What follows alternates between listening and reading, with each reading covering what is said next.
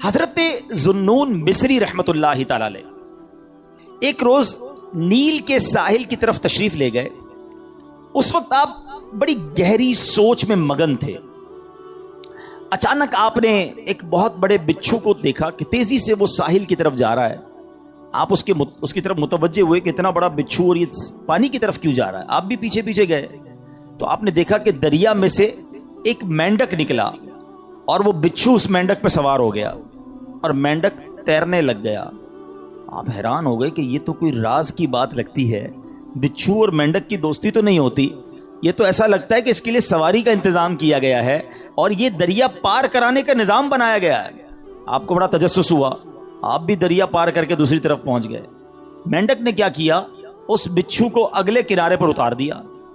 اب بچھو پھر چلنے لگا, آپ پیچھے جانے لگے. حضرت ذوالنون مصری رحمت اللہ تعالی دیکھتے ہیں کہ تھوڑا آگے گئے تو ایک شخص زمین پر مدہوش پڑا ہوا ہے, بے ہوش. اس کے سینے پر ایک بہت بڑا اژدہا, بہت بڑا سانپ اسے ڈسنے کے لیے تیار ہے. اس بندے کو پتہ ہی نہیں وہ بے ہوش پڑا ہوا ہے, مگر اس بچھو نے رائٹ ٹائم اچانک وہاں پہنچ کر اس سانپ کو ڈنک مارا اور اس بندے کی حفاظت کا انتظام کیا. وہ سانپ وہیں پر مر گیا اور بچھو واپس چلا گیا. حضرت ذوالنون مصری حیران کہ مالک یہ تیرے عجب راز ہیں. اس بے ہوش بندے کو تو پتہ ہی نہیں ہے کہ اس کی حفاظت کے لیے تو نے انتظام کیا کیا ہے. لیکن حضرت ذوالنون مصری رحمت اللہ تعالی علیہ سب کہتے ہیں کہ میں سمجھ گیا کہ یہ بندہ ہے بہت بڑی چیز, اللہ کا بڑا نیک بندہ ہے کہ اس کی حفاظت کے لیے رب نے دوسرے علاقے سے بچھو بھیجا جس نے سانپ کو ڈسنے سے روک لیا, حالانکہ بندہ بے ہوش پڑا تھا. تو آپ نے سوچا کہ میں اس بندے کے پیر ہی چوم لیتا ہوں. اتنا بڑا اللہ کا ولی ہے, بے ہوش ہے. وہ جیسے قریب ہوئے نا تو آپ کو اس بندے کے منہ سے شراب کی بدبو آئی. آپ حیران ہو گئے کہ شرابی, گناہگار, اور اس کی حفاظت کا ایسا انتظام. اللہ اکبر. ابھی آپ پریشان ہی تھے کہ آپ کو غیب سے آواز آئی, اے ذوالنون حیران کیوں ہوتا ہے, یہ بھی ہمارا ہی بندہ ہے. اگر اللہ صرف نیکوں کی حفاظت فرمائے گا, اگر نیکوکاروں کی ہی رب حفاظت فرمائے گا, تو اے ذوالنون گناہگاروں کی حفاظت کون کرے گا.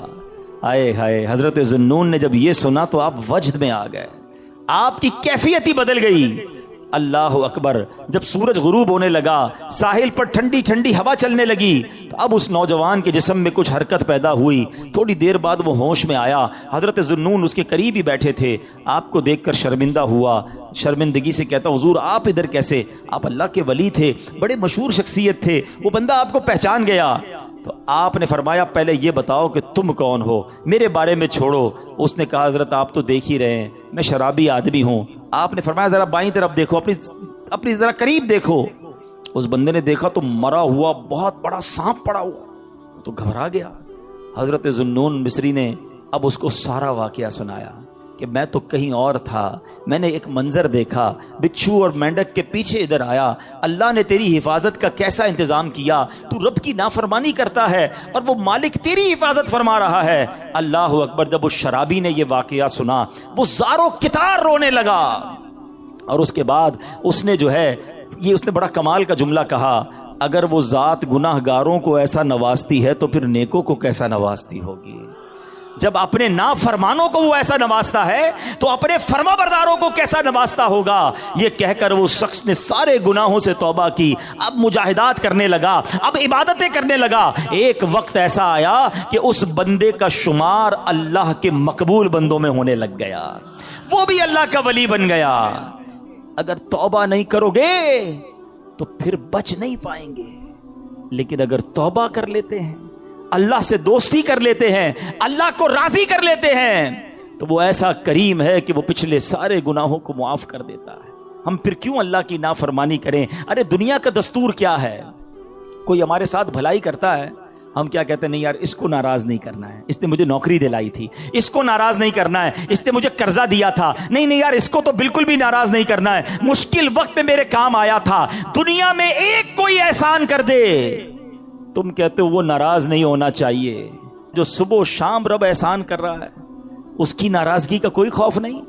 کہ وہ ناراض نہ ہو جائے, میرا مالک مجھ سے ناراض نہ ہو جائے. سنو, توبہ کرنے والے کس قدر اللہ کو پسند ہیں. اللہ کے حبیب علیہ الصلوۃ والسلام فرماتے ہیں, ابن ماجہ کی حدیث ہے, کل بنی آدم خطاء.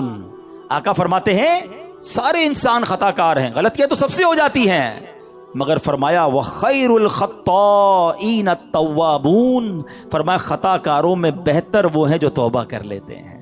غلطی ہوتی ہے تو معافی مانگ لیتے ہیں, سر کو جھکا لیتے ہیں, اللہ سے عرض کرتے مولا آئندہ نہیں کروں گا, اور اس کی بارگاہ میں ندامت کا اظہار کرتے ہیں. ایک اور جگہ میرے آقا علیہ الصلوۃ والسلام فرماتے ہیں تم سب میں بہترین وہ ہیں جو فتنوں میں مبتلا ہو اور توبہ کرتا ہو, یعنی اگر گناہ ہو جائیں فوراً معافی مانگ لے. اچھا, ہمارے کچھ لوگوں کا توبہ کا اسٹائل بھی بڑا عجیب ہے, توبہ توبہ استغفر اللہ, گالوں پہ چپت لگا لی مگر کوئی شرمندگی نہیں ہے. ارے ایسی توبہ تو خود توبہ کی محتاج ہے. توبہ دل سے ہوتی ہے, توبہ شرم کے ساتھ ہوتی ہے, توبہ ندامت کے ساتھ ہوتی ہے, اور جب ندامت کے ساتھ بس ایک لمحے کی توبہ ہونا, اللہ پچھلے سارے گناہ معاف کر دیتا ہے. ابھی تو سنا آپ نے اس نے کیا کیا تھا, اس 40 سال کے گناہگار بندے نے کیا کیا تھا, سر چادر میں ڈال کے سر جھکا کر اللہ کو کہا ہی تھا نا کہ اللہ بس معاف کر دے, آج بچا لے. اللہ کریم نے اس کے سبب بارش برسا دی.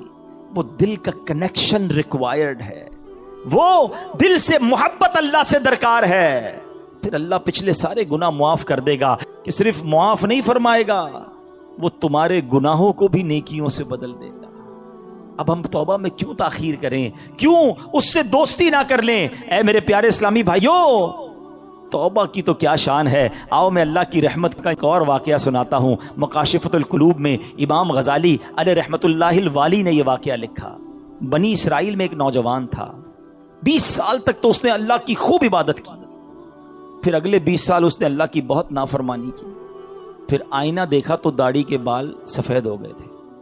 پھر وہ غم زدہ ہو گیا اور کہنے لگا, اے میرے خدا, میں نے 20 سال تک تیری عبادت کی, 20 سال تک میں نے تیری نافرمانی کی, اب میں تیری طرف آؤں گا تو میری توبہ قبول ہو جائے گی, یا اللہ تو مجھے معاف کر دے گا. ہائے ہائے ہائے.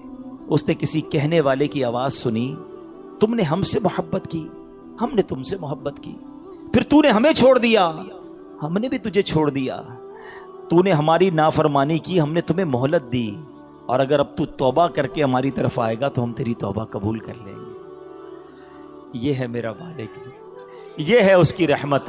اے میرے پیارے اسلامی بھائیوں, اب ہم کیوں نہ رب سے محبت کریں, کیوں نہ ہم اللہ سے پیار کریں, اور کیوں نہ سچی توبہ کر لیں. ہمارے آس پاس سے لوگ اٹھ رہے ہیں, میری بھی باری آنے والی ہے, آپ کی بھی باری آنے والی ہے. ہم کس انتظار میں ہیں, شیطان کے کس وار میں ہیں, ہم توبہ میں تاخیر کیوں کر رہے ہیں؟ ارے کب اللہ کو راضی کریں گے, اور کب تک اللہ کو ناراض کرتے رہیں گے؟ کب تک نمازیں قضا ہوتی رہیں گی؟ کب تک آنکھیں حرام دیکھتی رہیں گی؟ کب تک میرے اور آپ کے کان حرام سنتے رہیں گے؟ اے حرام کمانے والے, کب تک حرام کماتا رہے گا؟ بدکاری کرنے والا, بے حیائی کرنے والا, نام محرم لڑکیوں اور عورتوں سے دوستیاں کرنے والا سوچے کب تک تم یہ گل چھڑے اڑا لو گے؟ جوا کھیلنے والا سوچے کہ کب تک میں یہ کام کر لوں گا؟ ارے اچانک یہ اعلان ہوگا کہ فلاں کا انتقال ہو گیا ہے, ہمارے ہی دوست ہمیں کاندھوں پر اٹھائیں گے, ہمیں قبر میں ڈال کر آ جائیں گے. یہ دوست جو آج تھوڑی سی ہماری گھبراہٹ پر ہمارے ساتھ کھڑے ہو جاتے ہیں, پتہ ہے جب قبر میں اتاریں گے نا تو لوگ کہہ رہے ہوں گے ذرا صحیح طریقے سے مٹی ڈالو, کوئی سوراخ باقی نہ بچ جائے. ہوا بھی نہیں چھوڑیں گے, ایک سوراخ بھی نہیں چھوڑیں گے, مجھے اور آپ کو تنہا قبر میں چھوڑ کر آ جائیں گے. پھر کیا ہوگا؟ میرے اور آپ کے پاس کیا بچے گا؟ یہ مال, یہ دولت, یہ گاڑی, یہ گھر, یہ شہرت, سب کچھ پیچھے رہ جائے گا.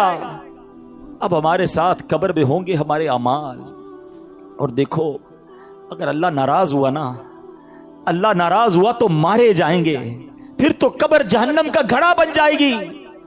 اسی لیے میں آج یہ عرض کرنے آیا ہوں کہ جلدی جلدی اپنے رب کو راضی کر لو. وہ کیسا کریم ہے, بلکہ اس کی رحمت چاہتی یہی ہے کہ میرے بندے بخشے جائیں, میرے بندے معافی مانگ لیں, میرے بندے رجوع کر لیں. مگر یہ بندہ ہے جو رجوع نہیں کر رہا, یہ بندہ ہے جو اس سے دوستی نہیں کر رہا. خدا را میں آج کے بعد اللہ کے فرما بردار بندوں میں شامل ہو جاؤں. سنو وہ کیسا کریم ہے. حضرت سیدنا ابو ہریرہ رضی اللہ تعالیٰ عنہ سے بروی ہے, रसूलुल्लाह सल्लल्लाहु ताला अलैहि वसल्लम का फरमाने आली शान है कि जब कोई बंदा गुनाह कर लेता है और फिर कहता है कि ऐ मौला मैंने गुनाह कर लिया, मुझे माफ कर दे, तो अल्लाह फरमाता है मेरा बंदा जानता है कि कोई उसका रब है जो गुनाह मुआफ भी करता है और उस पर पकड़ भी लेता है। मैंने अपने बंदे को बख्श दिया। फिर जितना रब चाहता है बंदा ठहरा रहता है, उसके बाद फिर कोई गुनाह कर लेता है, फिर अर्ज करता है इलाही मैंने फिर गुनाह कर लिया है, फिर मुझे माफ कर दे।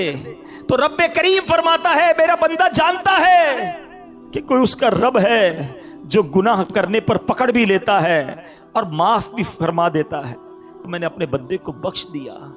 फिर उस बंदे से फिर गुनाह हो जाता है, वो फिर अल्लाह से कहता है, तीसरी बार कहता है अल्लाह फिर गुनाह हो गया है, रब्बे करीम मुझे माफ कर दे। तो रब फरमाता है मेरा ये बंदा जानता है कि इसका कोई रब है जो गुनाह करने पर पकड़ता है और माफ मांगने पर माफ भी कर देता है। मैंने अपने बंदे की बख्शिश फरमा दी, अब जो चाहे करे। यानी अल्लाह उसकी बेहिसाब बख्शिश फरमा देता है। और ये मैंने बुखारी शरीफ की हदीस सुनाई है। सोचो क्यों अल्लाह से दोस्ती नहीं करते हम, क्यों मेरे प्यारे इस्लामी भाइयों अल्लाह से दोस्ती नहीं करते। एक बार आज अल्लाह से दोस्ती करके मैंने और आपने सच्ची तौबा करके जाना है और अल्लाह की बारगाह में यही अर्ज करना है कि मौला कमजोर हूं, गुनाह हो गए, माफ कर दे। ए अल्लाह मैं मानता हूं मैं गुनाहगार हूं, मुझे माफ कर दे। ए अल्लाह मैं आइंदा गुनाह नहीं करूंगा, मुझे माफ कर दे।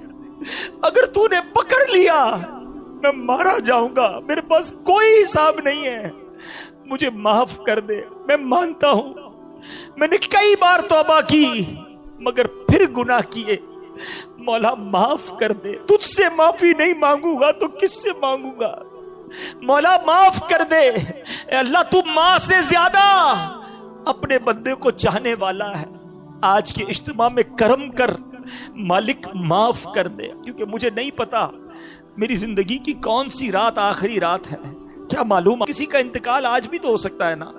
है कोई ऐसा जिसके पास ये गारंटी हो कि वो आज जिंदा घर जाएगा? हम में से तो किसी को नहीं पता। आगाह अपनी मौत से कोई बशर नहीं, सामान 100 बरस का है, पल की खबर नहीं, तो फिर किस बात का इंतजार है। याद रखो बेवफा दुनिया पे मत कर एतबार, तू अचानक मौत का होगा शिकार। मौत आकर ही रहेगी याद रख, जान जाकर ही रहेगी याद रख। कर ले जो करना है, आखिर मौत है, एक दिन मरना है, आखिर मौत है। ऐ मेरे प्यारे इस्लामी भाइयों, आइए अपनी जिंदगी पर नजर दौड़ाएं, अपने आप से एक सवाल करते हैं। आज मैं भी करता हूं और आप भी करें कि अगर मेरा आज इंतकाल हो गया तो कैसी जिंदगी गुजरी है, अल्लाह राजी होगा? क्योंकि याद रखना मरने के बाद कब्र 2 तरह की होती है, या तो जन्नत का बाग होती है या तो दोजक का गढ़ा। अपने आप से मैं सवाल करूं, आप भी करो, अगर मैं आज मर गया तो कब्र कैसी होगी? जन्नत का बाग होगी? फिर तो ठीक है। लेकिन अगर डर लग रहा है कि नहीं अभी नहीं मरना है, अभी तो तौबा करनी है, अभी तो नेकियां करनी है, अल्लाह को राजी करना है, बहुत सारे गुनाह हैं, फिर कब तौबा करोगे? एक्चुअली शैतान चाहता यही है कि मैं और आप तौबा ना करें, मैं और आप अल्लाह से दोस्ती ना करें। शैतान पता है क्या कहता है? ये हो सकता है इस वक्त भी किसी के कान में कह रहा हो कि यार ये मौलाना साहब बातें तो सही कर रहे हैं, लेकिन अभी नहीं, थोड़े दिनों बाद तौबा कर लेंगे। हाँ अभी तो जवानी है, अभी तो मजे करने दो, उसके बाद बुढ़ापे में अल्लाह ही करना है और क्या करना है। ये शैतान का बड़ा वार है, वो तौबा में ताखीर करवाता है। मैं आपसे सवाल करता हूं कि अगर आपने ये सोचा हुआ है कि मैं बुढ़ापे में जाकर नमाजी भी बन जाऊंगा, गुनाह भी छोड़ दूंगा, चेहरे पे दाढ़ी भी सजा लूंगा, तो क्या नौजवान नहीं मरते? आपके पास गारंटी है कि आप बूढ़े हो सकेंगे? खुदारा शैतान के इस वार में ना आओ, बल्कि जवानी की तौबा तो अल्लाह को बड़ी पसंद है। हाँ, जो जवान तौबा करता है ना, वो अल्लाह को कैसा पसंद है। आओ मैं आपको एक हदीस सुनाता हूं। ऐ मेरे नौजवानों, गुनाह मत करो, अल्लाह की बारगाह में अल्लाह से दोस्ती कर लो, तो अल्लाह को नरमी वाला, आजजी वाला नौजवान पसंद है। अल्लाह ऐसे नौजवान पर जो जवानी में इबादत करता है ना, अपने फरिश्तों के सामने फख्र फरमाता है कि ये मेरा बंदा है। اب اپنے آپ سے سوال کرو کہ ہم اللہ کے کیسے بندے ہیں. اچھا توبہ میں تاخیر کی ایک اور وجہ, شیطان کہتا ہے یار اگر میں نے یہ سارے گناہ چھوڑ دیے تو پھر زندگی کا مزہ ہی ختم ہو جائے گا. ایسا کئی بار ہوتا ہے کہ جب ہم ایسا بیان سنتے ہیں, ایسی محفل میں جاتے ہیں نا, تو خیال تو آتا ہے کہ یار توبہ کر لینی چاہیے. پھر لگتا ہے یار اگر ساری محفلیں, ساری رنگینیاں, دوستیاں, فلمیں, ڈرامے, گانے باجے, معاذ اللہ شراب, نشے کی محفلیں, جوئے, یا جو بھی غلط کام ہے یہ چھوڑ دیے تو پھر مزہ کیا رہے گا زندگی میں, ساری انجوائمنٹ ہی ختم ہو جائے گی. یہ شیطان کا بہت خطرناک وار ہے, اور وہ اسی لیے بندے کو توبہ نہیں کرنے دیتا. بولے یار زندگی بور ہو جائے گی. اب اس کا جواب سن لو غور سے. اس کی مثال اس طرح دی, کتابوں میں علماء نے لکھی کہ دو دوست ہیں. ایک دوست جو ہے وہ صرف سبزی کھاتا تھا, دال سبزی ہمیشہ, کہتا نہیں یار میں اور کچھ نہیں کھاتا. اب اس کے دوست کہتے کبھی تو گوشت کھا لے, یہ بھی اللہ کی نعمت ہے, کبھی چکن بھی کھا لے. اس نے کہا نہیں میں سبزی کھاتا ہوں. ایک دن دوستوں نے پلان کیا پکڑ کے کہ یار آج اس کو چکن کھلانی ہے اور اس کو گوشت بھی کھلانا ہے. اب پکڑ کے اس کے زبردستی منہ میں مرغی بھی ڈال دی, تھوڑی سی گوشت بھی کھلایا. اب جب اس نے کھایا تو اس نے کہا یار اصل کھانا تو یہ ہے, کیا میں ساری زندگی دال سبزی, بے شک دال سبزی کھانا بہت اچھا, سے کوئی اور مراد نہ لے, میں سمجھانے کے لیے مثال دے رہا ہوں کہ یار اتنا ذائقے والا کھانا میں نے زندگی پر کبھی کھایا ہی نہیں. اس نے دال سبزی کی سائڈ پہ اور اب گوشت چکن بھی کھانے لگا. یہ مثال دے کر علماء نے سمجھایا کہ اصل مسئلہ یہ ہے کہ جس نے راتوں کو فلمیں دیکھ کر, ڈرامے دیکھ کر, گانے باجے سن کے, شراب کی محفلوں میں, جوئے کی محفلوں میں, یا گندی باتیں کر کے جس نے راتیں گزاری ہیں, اس کو پتہ ہی نہیں ہے کہ تہجد میں اٹھ کر دعا کا مزہ کیا ہے. اس کو پتہ ہی نہیں ہے وضو کر کے نماز کی رونق کیا ہے. اس کو پتہ ہی نہیں ہے کہ تلاوت کرنے کا سکون کیا ہے. ساری زندگی وہ سمجھا مزہ ہی اس میں ہے. ارے ایک بار اس کام کو چھوڑ کر درود پاک پڑھ کے با وضو سونے کا مزہ بھی دیکھو, تہجد میں اٹھنے کا لطف بھی دیکھو, اپنے رب کی بارگاہ میں اکیلے میں ہاتھ اٹھا کر آنسو بہانے کا جو لطف ہے, خدا کی قسم وہ دنیا کی کسی گندی محفل میں نہیں ہے. مسئلہ یہ ہے ہم نے یہ محفل دیکھی ہی نہیں, اللہ کی بارگاہ میں مناجات کی نہیں ہے, تو ہمیں لگتا ہے کہ سارے مزے ختم ہو جائیں گے. یہ ہماری بھول ہے. یاد رکھو مجھے اور آپ کو رب نے بنایا ہے, اور رب ہی بتائے گا کہ ہمارے دلوں کا سکون کہاں پر ہے. اور اللہ نے قرآن میں فرمایا ہے بے شک اللہ کے ذکر میں دلوں کا چین ہے. اگر چین چاہتے ہو نا تو یہ شراب میں نہیں ملے گا, یہ شباب میں اور گندی محفلوں میں نہیں ملے گا, یہ گانے باجے فلموں میں, جوئے کے محفلوں میں نہیں ملے گا. یہ تمہیں واقعی ملے گا تو اللہ کے ذکر میں ملے گا. اچھا اب شیطان کا ایک اور وار کہ یار یہ مولانا صاحب تو جو کہہ رہے قرآن کی آیت پڑھ رہے, بات تو ٹھیک ہے, مگر میرا تو معاملہ ہی دوسرا ہے. میں جب فلمیں ڈرامے گانے باجوں کی محفل میں جاتا ہوں بڑا مزہ آتا ہے, بڑی ساری رات گزر جاتی ہے پتہ نہیں چلتا. اجتماع میں آتا ہوں تو نیند آنے لگتی ہے, بور ہونے لگ جاتا ہوں, آدھے گھنٹے بعد اٹھنے کو جی چاہتا ہے, قرآن پڑھتا ہوں تو نیند آنے لگتی ہے, ذکر کرتا ہوں تو بور ہو جاتا ہوں. مجھے تو عبادت میں سکون ہی نہیں ملتا ہے. غلط کاموں میں بڑا دل لگتا ہے, عبادت میں دل نہیں لگتا. تو پھر کیسے اللہ کے ذکر میں اگر دلوں کا چین ہے تو مجھے کیوں نہیں مل رہا؟ یہ شیطان کا بہت بڑا وار ہے. آج اس کا جواب بھی لے جاؤ. یہ بھی میں آپ کو ایک لاجک کے ذریعے, ایک یوں سمجھیے کہ آپ کے ساتھ بھی ایک واقعہ پیش آتا ہے, اس کے ذریعے سمجھا دیتا ہوں. جب آپ کو بخار ہو جائے کیا ہوتا ہے؟ کھانا اچھا لگتا ہے, وہی کھانا جو آپ کا فیورٹ ہے, منہ کڑوا ہو جاتا ہے, نہ کھانا اچھا لگتا ہے نہ پانی اچھا لگتا ہے. ایسا موڈ ہو جاتا ہے کہ گھر والے بھی اچھے نہیں لگتے. طبیعت خراب ہو